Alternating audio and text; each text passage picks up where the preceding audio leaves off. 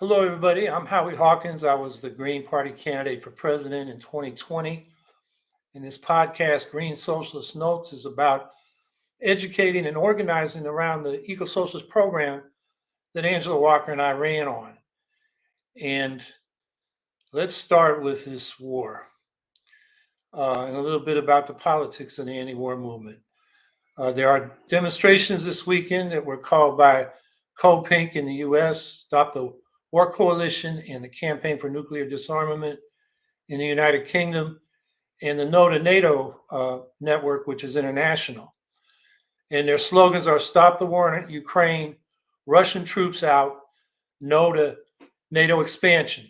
And this has been endorsed by most of the bigger peace groups in the U.S., including Peace Action, United for Peace and Justice, Veterans for Peace, the Women's League, International League for Peace and Freedom, and World Beyond War. And there's a link that should go up in the list here, peaceinukraine.org, where you can find a demonstration near you. They're going on today, tomorrow. I know some are on Monday. That list is not complete, so you should check with your local groups. I also have a statement up on the website, and that'll be the next link going up on the chat.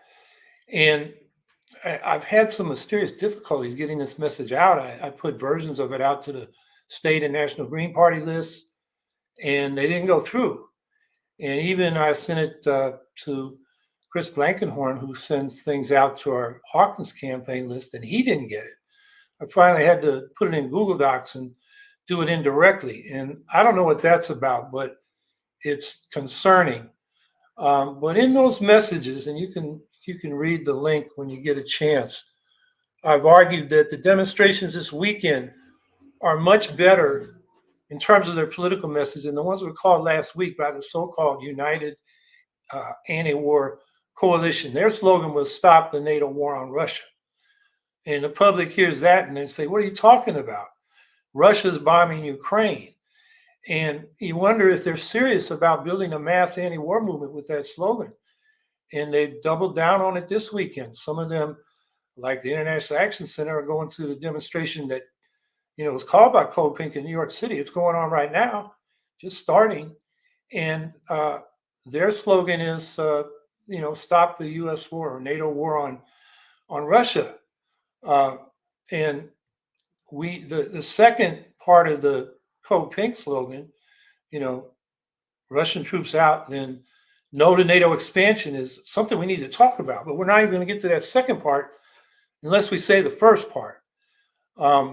We're just not going to get a hearing. And, I've seen this before, going back to the anti-Vietnam War movement. I'm wearing my Vietnam Veterans Against the War button. And I remember when, the predecessors of the International Action Center, Workers' World Party, their youth group, Youth Against War and Fascism, used to pull this crap in anti-war demos. They would come with their own slogans and signage and try to hijack the message.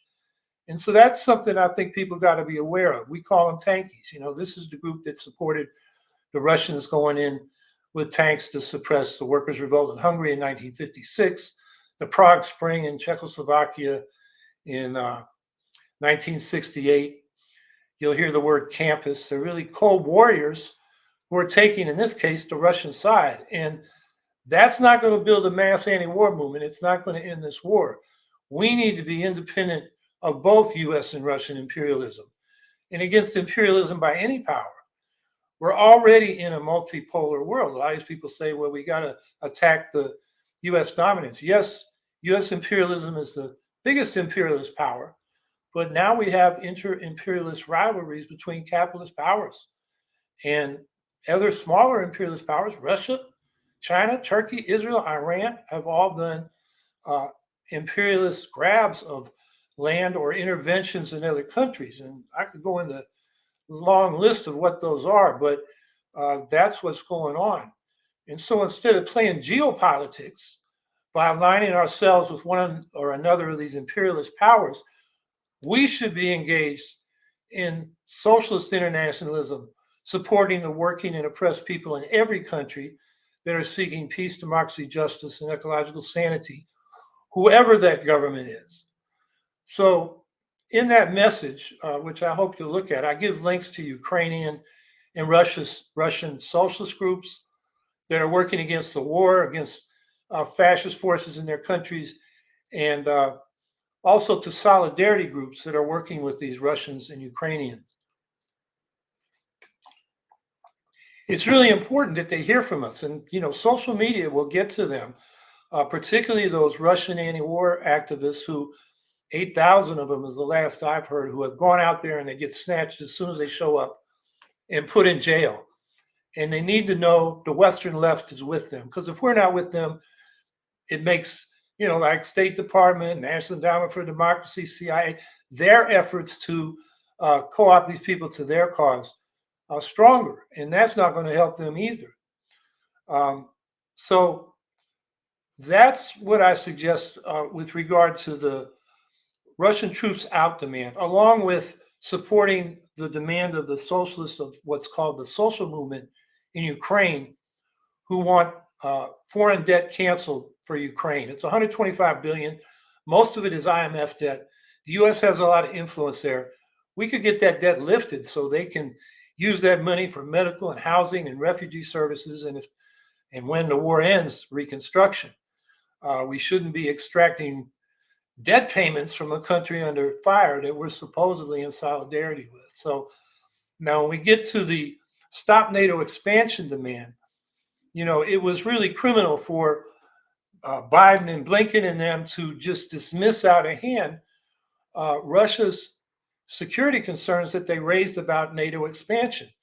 Any Russian government, it could be a left-wing green government, would have those concerns. So one of the precipitating factors of this war is that NATO just kept pushing and wouldn't even discuss it with the Russians. What we should be demanding is, first of all, that Biden open that up for discussion. That could be an off-ramp for Putin, although I'll talk a little bit about that more in a minute, because I think he's got other motivations besides just national security. But this was on the table after the collapse of the Soviet Union and the dissolution of the Warsaw Pact, structuring a new European-wide security framework beyond NATO and beyond now the collective security treaty organization led by Russia has replaced the Warsaw Pact, although it's much weaker. And instead, U.S. imperialism pushed its status at that time as the sole superpower and expanded NATO in its quest for complete world domination. And it wasn't just in Eastern Europe. It was wars in the Middle East and Africa. And, that is something that we should have been raising all along, opposing all along in a stronger way than we are. That still goes on. Somalia was bombed last week. The war in Yemen goes on, where Saudi Arabia is using weapons we sold to them. These are also problems, also wars that need to be opposed. We can't even, get to them, get the American public to hear about that unless we're also opposed to the Russian invasion of Ukraine.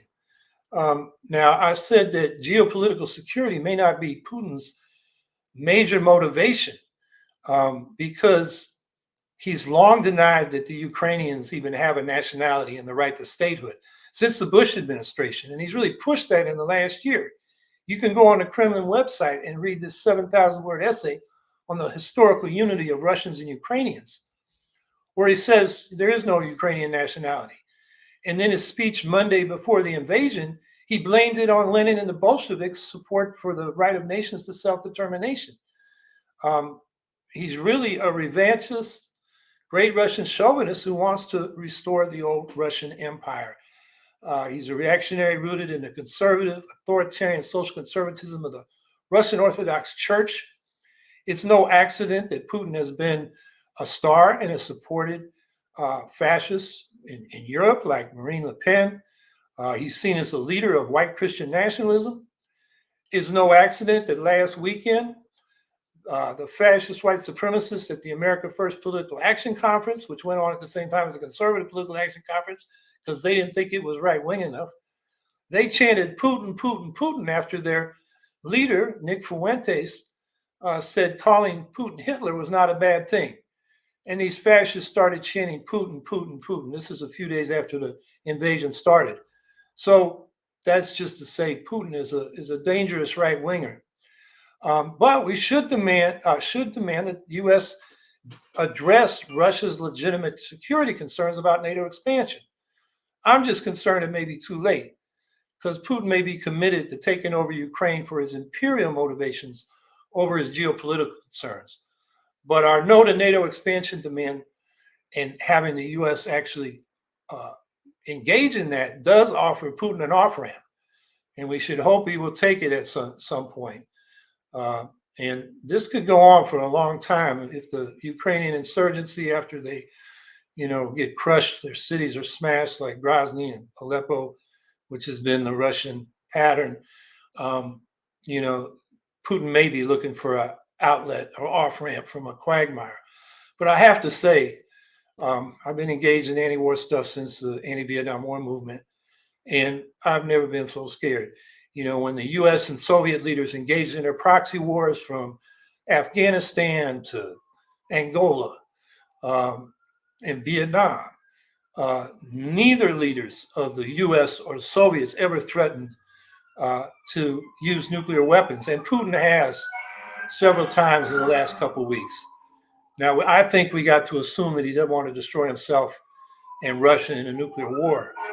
But all I'm saying is we're in an unprecedentedly dangerous situation, which means that I think, and this is one of the three things we tried to lead in our presidential campaign with, was pro-peace policies, particularly nuclear disarmament. That's got to come back on the table. It's got to be a top foreign policy objective. We've got to demand it. And the U.S. has contributed to this problem with unilaterally abandoning the anti-ballistic missiles treaty and then placing anti-ballistic missile launching sites in Romania and Poland, which scares Russia. We say they're to stop Iranian missiles from going into Europe, but Russia's afraid they're to stop our nuclear missiles so we could do a nuclear first strike against them. Legitimate concern on their part. We got out of the Intermediate Range Nuclear Forces Treaty. That was what ended that missiles crisis in the 80s, when intermediate range missiles on both sides of the Cold War, were on a trigger alert. It was one of those biggest crises since the Cuban Missile Crisis at that time. And that treaty, between Gorbachev and Reagan, really toned things down and also led to larger agreements in the SALT treaties, strategic arms limitation treaties, which have been, fortunately, Biden and Putin got together to just renew the one that was expiring. And they were in negotiations to update it, and now those have stopped in the current conflict. We got out of the Open Skies Treaty. Trump did that, and Biden affirmed that as soon as he came into office. That enables both sides to inspect what the other side is doing. We got to push these forward. Ironically, in this situation, all the reports are that the Iran nuclear deal, which both Russia and the U.S. are engaged in with Iran and some other Western powers, is going forward, and also China. And it's reportedly close to being signed. So we got to push to make sure that goes forward. And then as part of this disarmament, we got to disarm the oil and gas war against the planet. We need to demand peace with the planet. And this is partly an oil and gas war. The Ukrainians want the transit fees for Russian oil and gas through pipelines across Ukraine. That's $2 billion a year to them.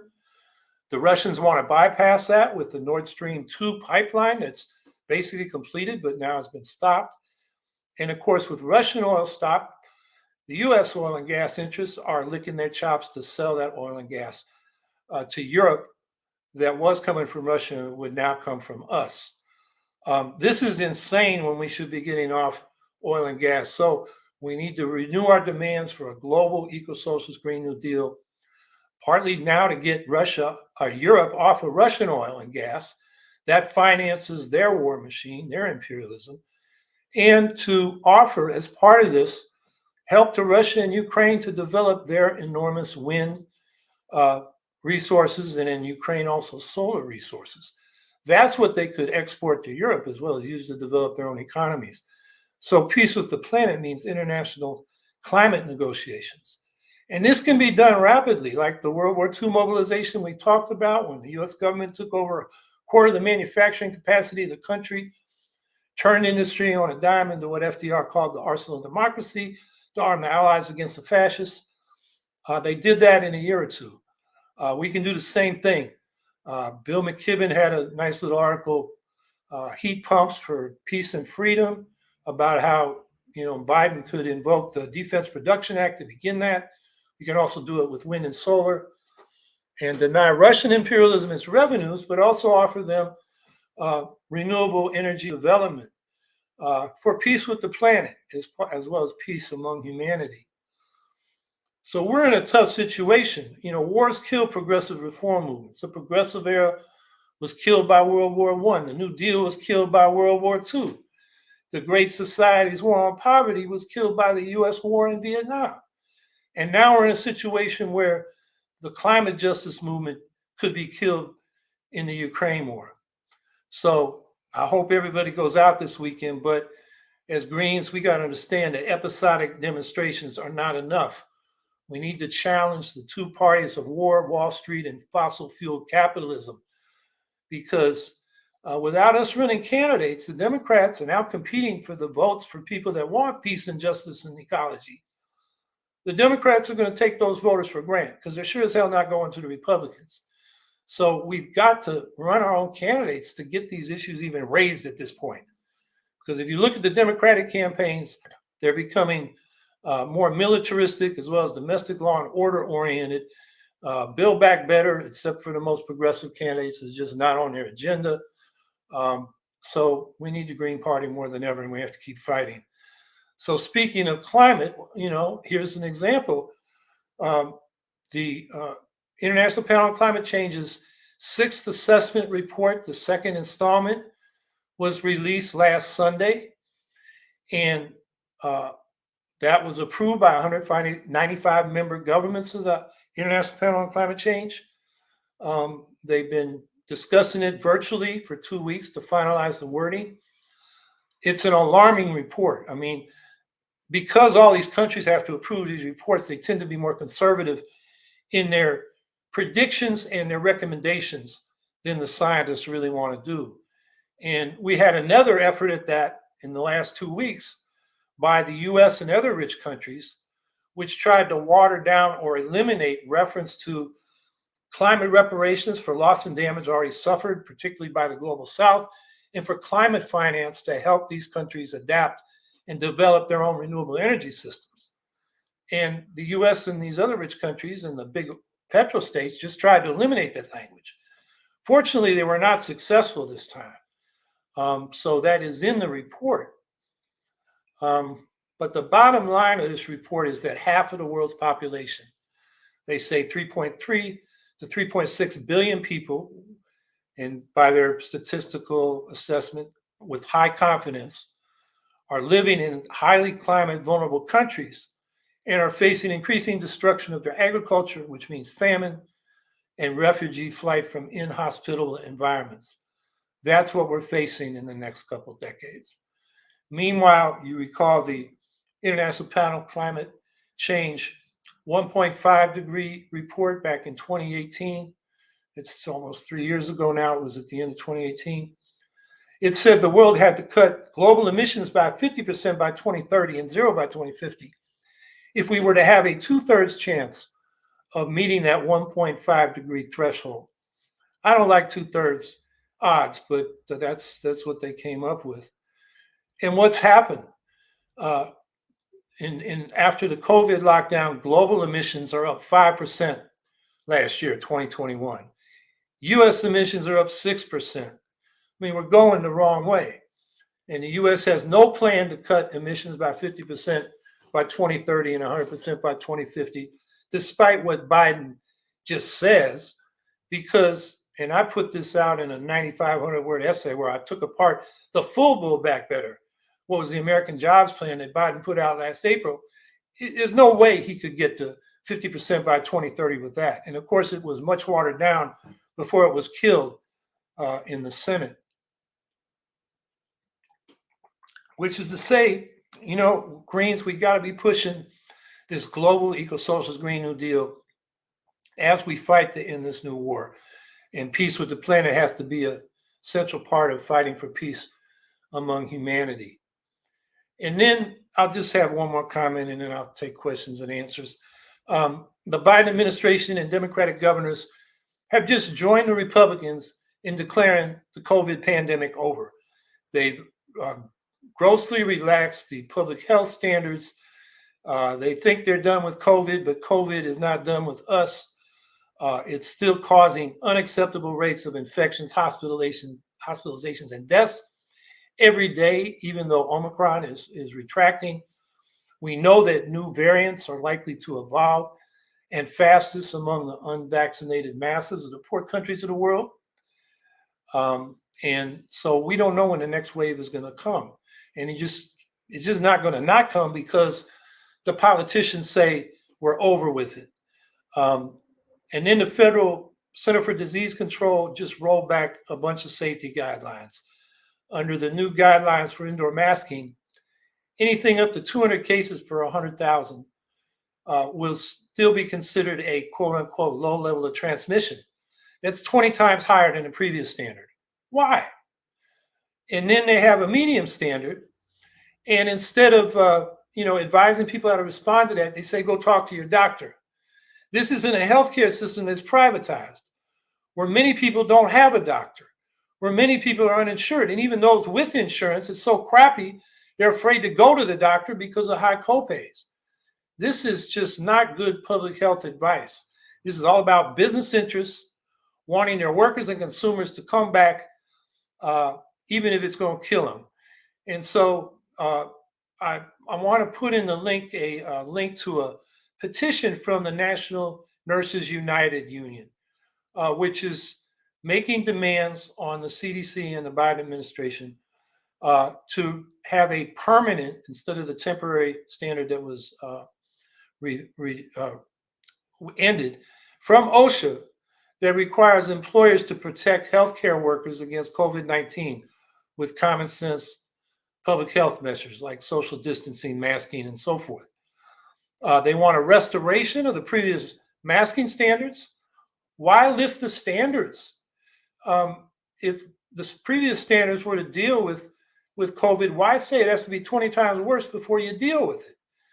It just makes no sense. And they also want to restore the guidance for a 10-day isolation instead of the 5-day isolation they replaced it with after a positive COVID test for healthcare workers, other frontline workers, and the general public. I hope people will go to that link and sign that petition. Our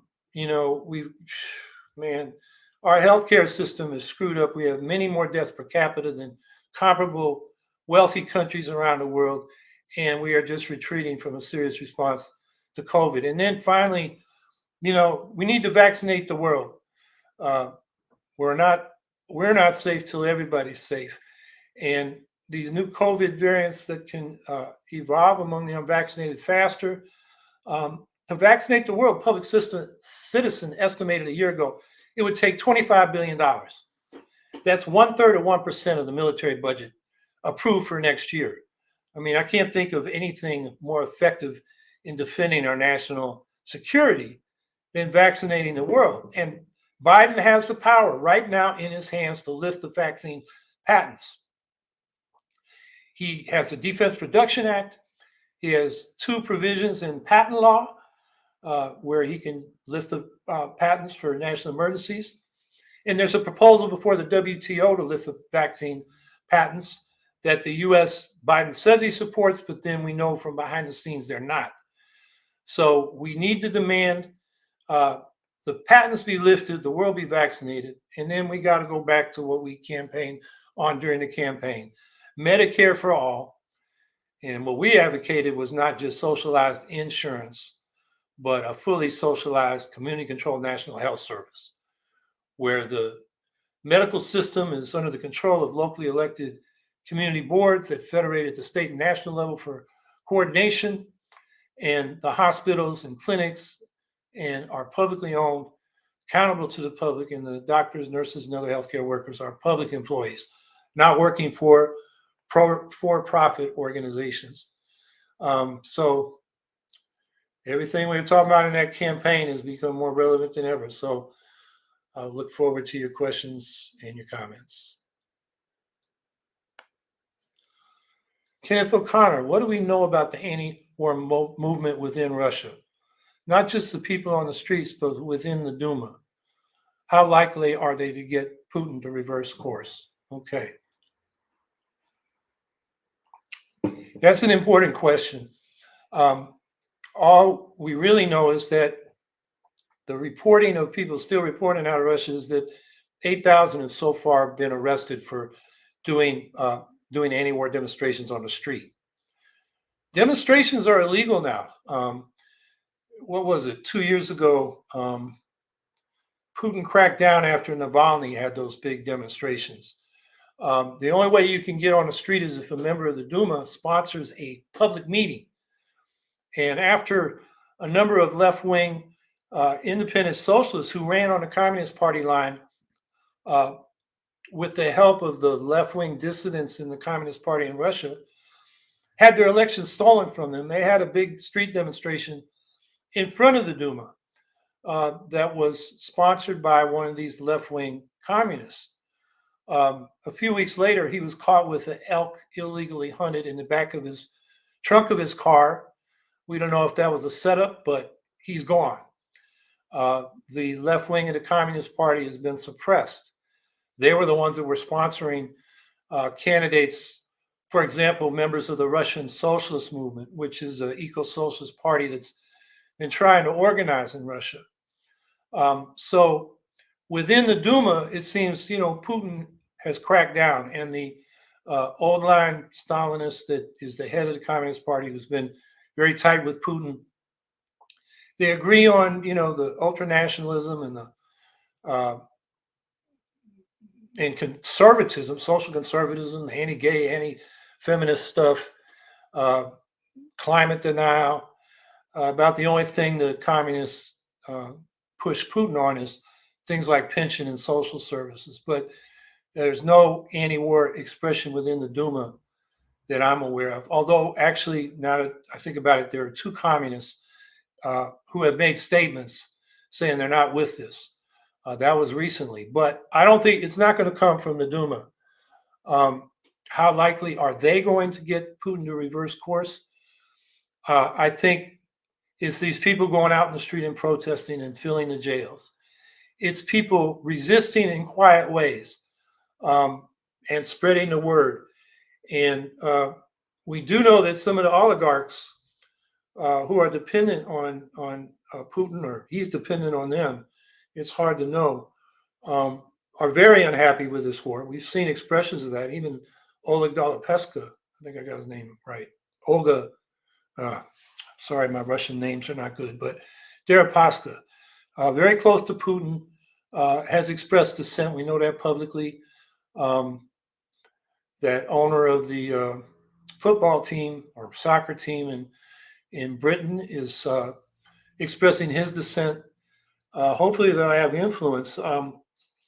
I think where the dissent will really come from is these sanctions bite. There's going to be people are not going to be happy. But the political system in Russia has shut down so much, it's hard for that to be expressed through, legitimate, proper channels. So it's going to be, the other factor, which was a big factor in why the U.S. got out of the war in Vietnam, is that the troops may stop fighting.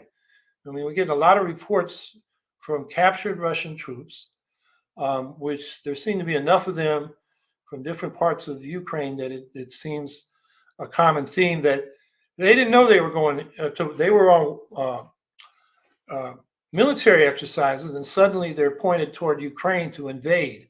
They don't know what it's about, and they're not with it. And morale may be low. That's what happened in Vietnam. The U.S. Army just decided to stop fighting, particularly after the Tet Offensive. And Nixon had what they call Vietnamization of the war, train up the South Vietnamese army and provide advisors to them and have them fight the National Liberation Front in the South and the North Vietnamese army.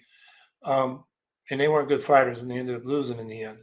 So if the Russian army gets sick of fighting in the Ukraine, that could also be a big factor, which gives Putin no option but to reverse course.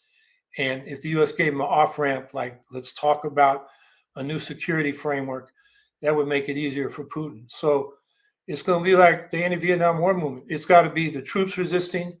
It's got to be global public opinion putting pressure on Putin.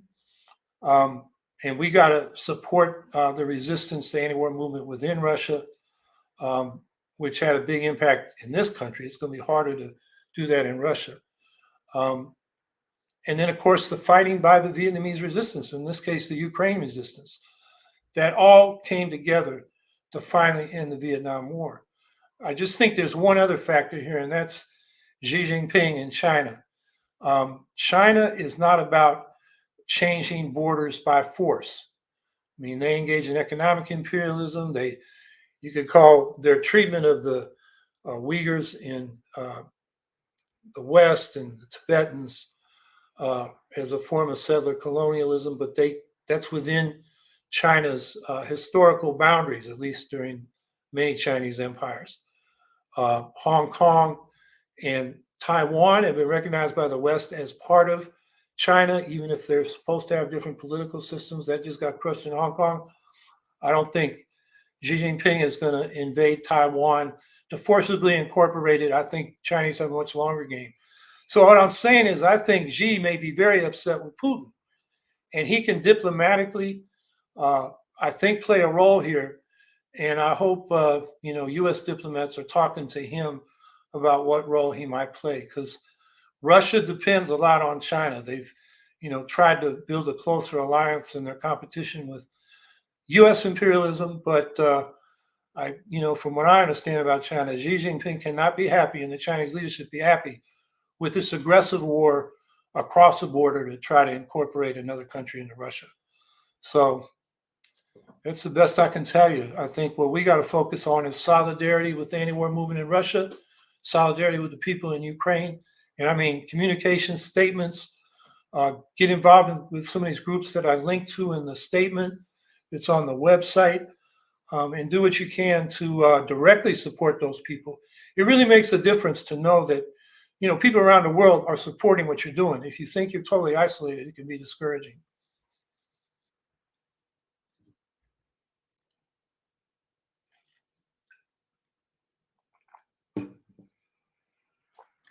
Amy L. Sachs, will we even have Putin without Clinton's meddling 25 to 30 years ago?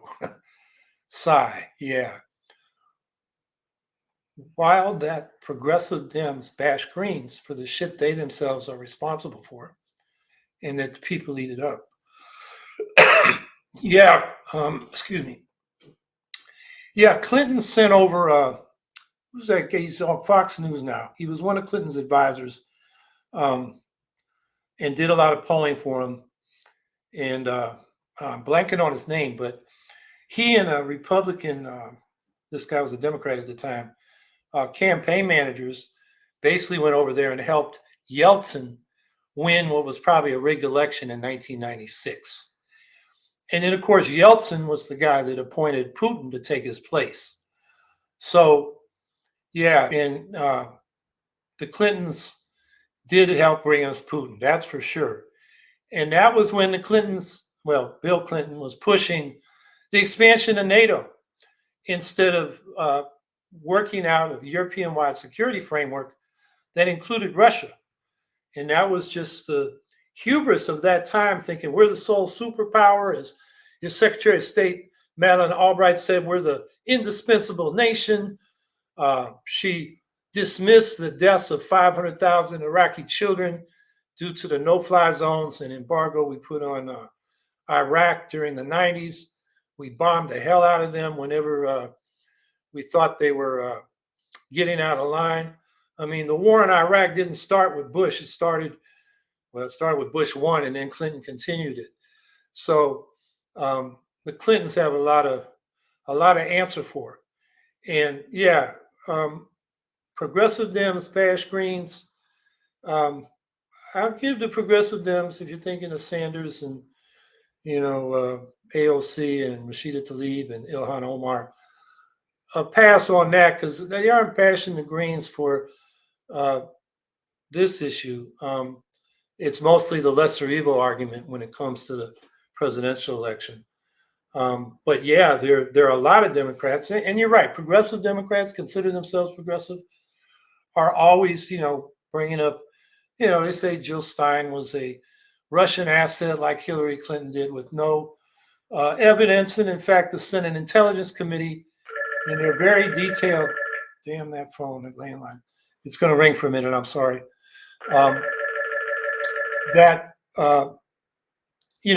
Clinton called Stein a Russian asset. The Senate Intelligence Committee said there's no basis for that. Totally clear. Jill Stein said, she went to that RT gala on her own dime and was, had nothing to do with any Russian collaboration. And that's a Senate report that, identifies a lot of Trump, Russia communications and collaboration or collusion. It wasn't conspiracy legally, but there was sure a lot going on. Even within that report, they totally cleared Jill Stein, and these damn Democrats keep smearing her, which is just not constructive, to say the least, for building a broad progressive movement. And so anyway, you're right. The Clintons and some of those progressive Dems have a lot to answer for.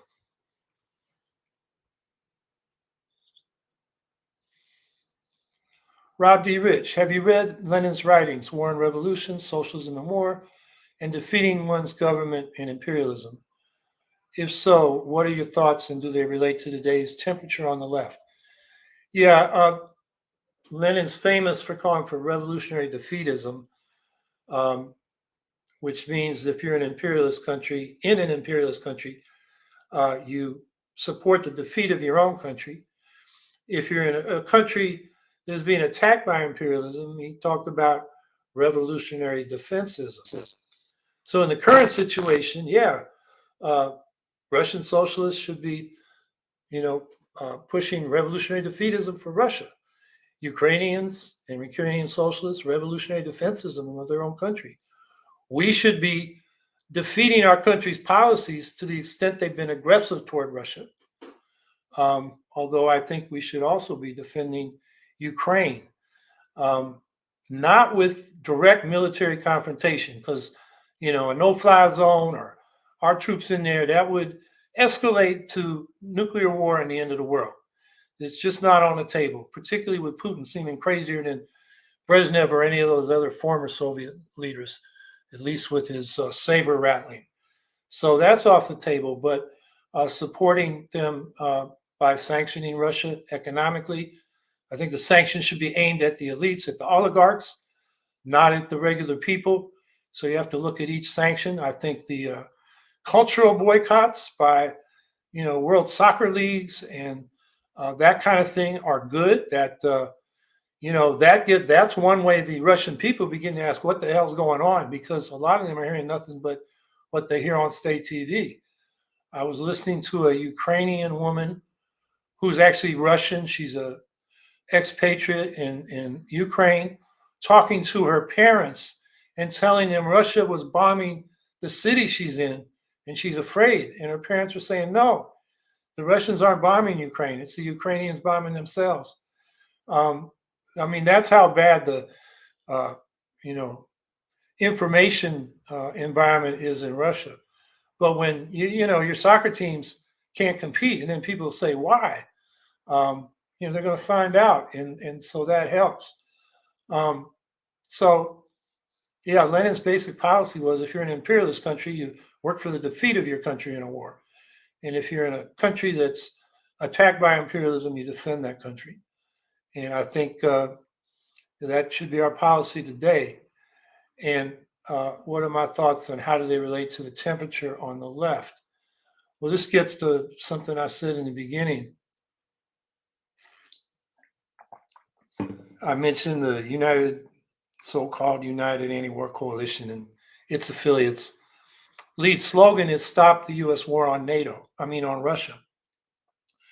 That is not revolutionary defeatism of Russian imperialism. That's supporting Russian imperialism, frankly, because it makes it sound like the U.S. is fighting Russia directly, which is the propaganda line that Putin is putting out, state media is putting out. They're not fighting Ukraine, they're fighting the U.S. and NATO.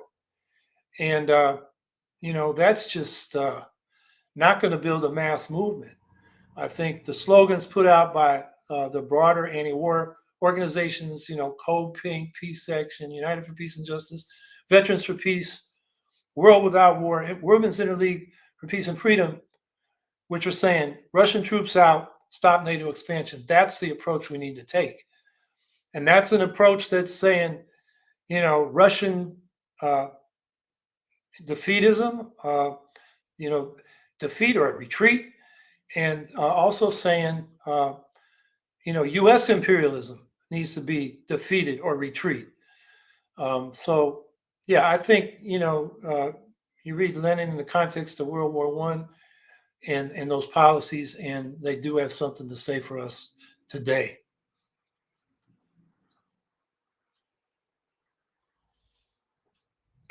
Eric Gray, how do we fight against propaganda against Russia, which looks like to be the Red Scare 2.0?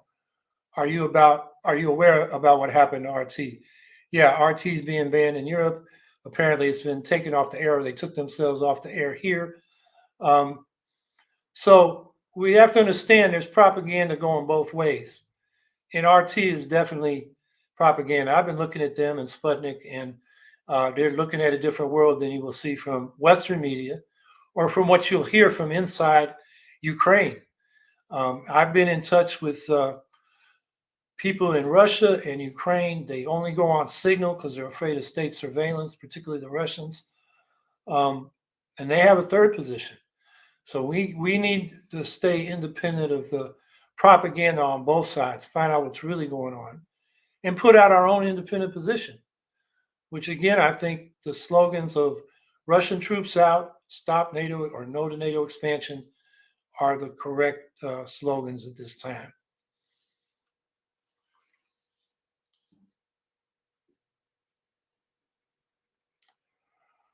Sam Ewell. I have voted green in every presidential election since 2008. However, I'm not a socialist and am very wary of socialism, just a supporter of certain social program. Do I belong to the new green socialists? Or is that what you're saying, green socialists? Well, here's what I mean by socialism. It means extending democracy into the economy. You can't have real political democracy without economic democracy, because otherwise the concentrated wealth and power of the very rich corrupts the political democracy. Also, people should get the full fruit of their labor instead of having part of it taken by the owners. And that's just equal justice. That's just fair. So the problem with the word socialism is that it really comes from the period when, Soviet Union became a bureaucratic, repressive government. They called it socialist, but it was exploitive of the workers and politically repressive. And we had too many in the socialist movement, particularly the communist parties around the world, saying that's socialism. And people, legitimately said, well, I don't want any part of that. So we need to be talking about a democratic socialism. Now, social programs like Medicare for all, social insurance, those are programs that have been incorporated under capitalism. The problem is the capitalists keep trying to roll them back, which makes it a constant struggle. So socialists support those programs, but we want to go further and really have an economic democracy where, decisions about technology and investment and wage levels and distribution, we have a say in them rather than just the capitalists. Inside a capitalist corporation, it's a tyranny. You don't have your, a Bill of rights. You don't really have a say on what you produce. You just got to work as directed. And I think there's a better way of doing that, where we work cooperatively and we have a say in what we do. So I don't know if that persuaded you to consider yourself a socialist, but I hope what I just sketched out is something you can get with.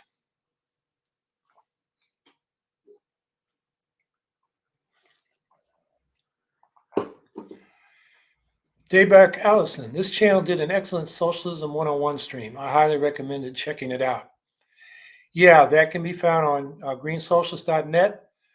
And that's where, it wasn't me, it was Chris Blankenhorn and T.R. Reed, A.J. Reed, I think, and maybe Garrett Wasserman.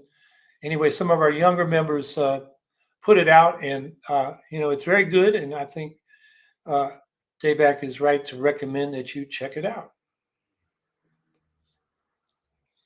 Adam Guymon, there are some people who can't have the two big vaccines, and Novavax hasn't been approved, which would help other disabled people. So I think what you're saying is Novavax should get approved so it can help disabled people. And I would have to agree. I'm not an expert on that vaccine, but I'm taking your word that that would help people who cannot take the other vaccines for medical reasons.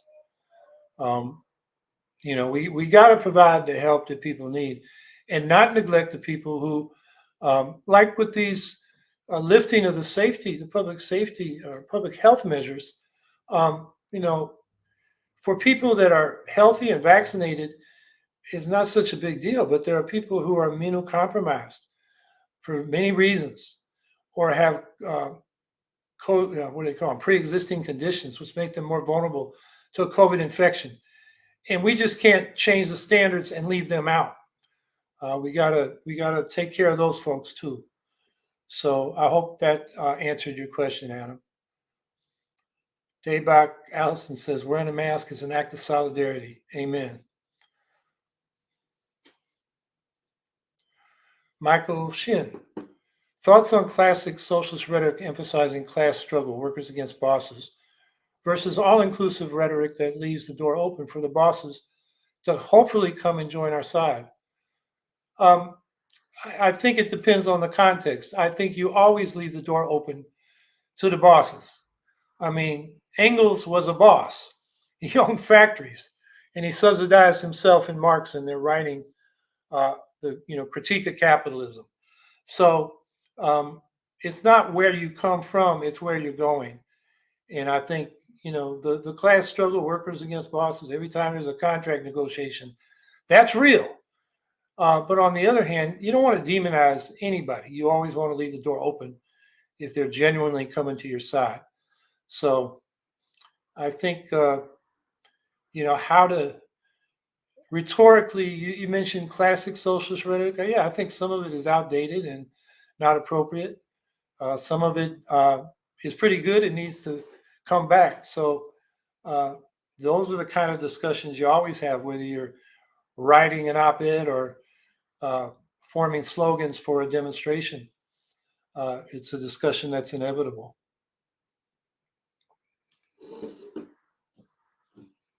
Steve Talbot, has the Green Party ever come in conflict with U.S. agencies like the CIA or the FBI? We don't have direct knowledge of them going after the party. We do know they've kept tabs on us. I mean, I just mentioned Jill Stein and her experiences with the Senate Intelligence Committee. No doubt the FBI and maybe the CIA did some of the investigating, that they provided information to the Senate Intelligence Committee. And I can't remember. I think Jill was just interviewed by the Senate Intelligence Committee, not directly by the CIA or FBI. So I don't know of any direct intervention or surveillance, but I would say those agencies have enough staff and motivation to be at least doing surveillance on us, because they do surveillance on every political movement. I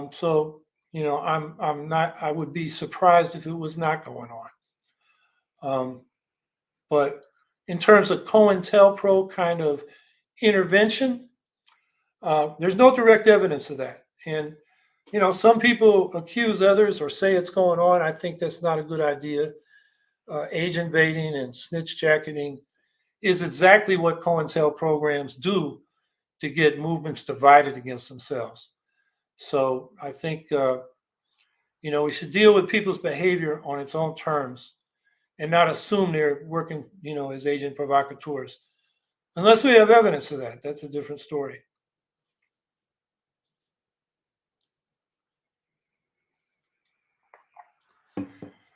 Brian Frey, do we know if more conscripts invading Ukraine are defecting once they discover that they've been lied to? Well, I've been in my reading, and I haven't got a firm number, but something between 1/3 and 1/2 of the Russian army are conscripts. They're draftees. Their number came up like mine did for Vietnam. And as I mentioned earlier, there are a lot of reports from different parts of Ukraine where Russian soldiers have been captured or surrendered, and they're saying, thought we were on military exercises. Suddenly, we're invading Ukraine, and we don't like it. So whether they defected or they just were captured and then told their captors what they really thought. The question is, do we know if there are more conscripts? We do know that some conscripts are not happy. I think that's pretty clear. And as I said earlier, the more they know about anti-war sentiment around the world, and the more they get bogged down in a fight in Ukraine, the more likely it is they're going to become like the U.S. Army in Vietnam, and they're not going to want to fight, which could help end the war.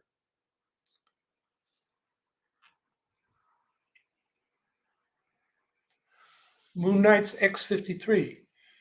Howie, this is kind of left field, but what is your opinion when it comes to legalizing prostitution? Well, I support the New Zealand model, where it's decriminalized. It's not made legal, because then you got laws to enforce. The New Zealand model basically says both the person providing the services and the person paying for them, there's no crime there. But there's no legal framework for it to happen. The legal framework is trafficking is illegal. So any forced prostitution can be prosecuted. That's different than the Nordic model, where the prostitute is legal, but the person purchasing the prostitute's services can be charged. And what that does is actually get the prostitute wrapped up in legal cases as well. So that hasn't worked as well. So I'm for decriminalizing prostitution and prosecuting trafficking and basically providing a more economically secure and safer society, so that prostitution is not the occupation of choice for women that would like other options, or men. Problem with decrim is unregulated. Yeah, but if you're prosecuting trafficking and forced labor, in a sense, you're regulating.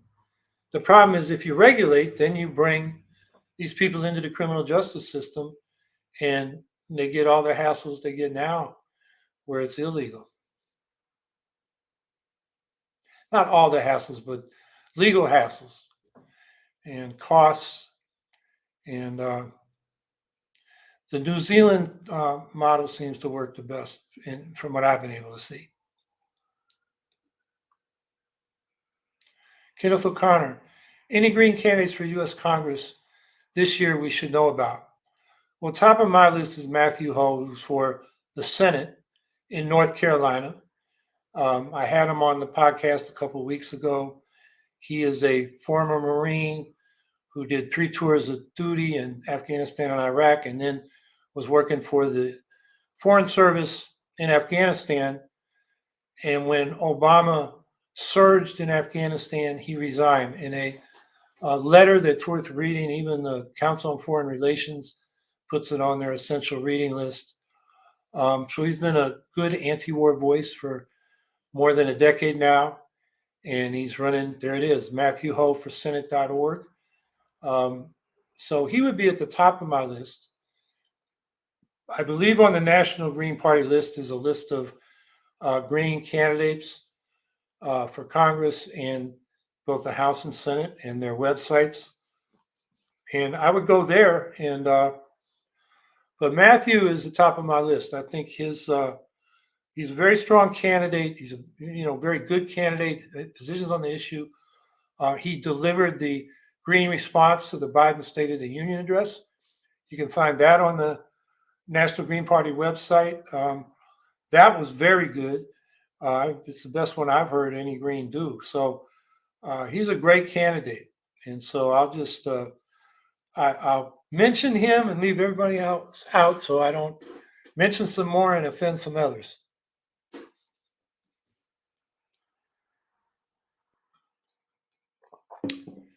Both parties are traitors.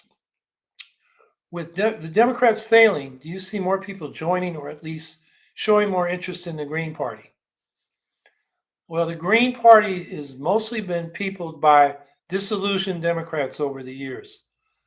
I think I'm exceptional. I never was a Democrat. I was looking for a third party back in the 60s when the Democrats and Republicans were dragging their feet on civil rights and then went into this war in Vietnam.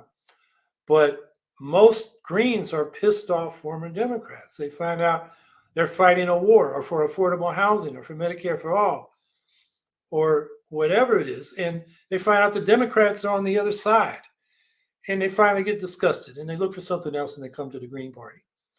And I think we see a constant flow. The problem today, though, is the Republicans have become such an extremist, racist, authoritarian party that wants to fucking, excuse my language, wants to steal elections by taking over election administration. I mean, they're a fundamental threat to the democracy now. A lot of people are saying, I got to stick with the Democrats to stop the Republicans. And that's because of this single member district winner take all election system we have, which always poses the spoiler question. If you vote for the Greens, it's a vote the Democrats could have to beat the Republicans. And that's the way too many people look at it. So a lot of people, I don't think we're getting quite as many people at this point coming to the Green Party because of that dynamic, which is why I've been pushing us to push for these electoral reforms, ranked choice voting for executive offices, and proportional representation in legislative bodies through multi-seat ranked choice voting. There's a bill in Congress to do that for the House called the Fair Representation Act. We need to have bills similar in the state legislatures and in our local governments and really push for that. If we can get that, then people can vote for the Greens without worrying about maybe helping the Republicans. And then if we had that, I'm convinced we'd be a 20 to 30% party to start with because our program is, much more popular than what the mainstream Democrats and the Republicans offer. Green New Deal, Medicare for all, tax the rich, universal child care, paid family leave, all these things that people want by overwhelming majorities. Medicare negotiations to lower drug prices, for God's sakes. Over 80% of the people want that. And we don't get it from the Democrats and Republicans. So, it would just be a game changer if we got that proportional representation and at least ranked choice voting for executive offices, because then people could vote for what they really want instead of settling for the lesser evil. So the Democrats may be failing, but the Republicans are so dangerous that it's a tough time for the Green Party.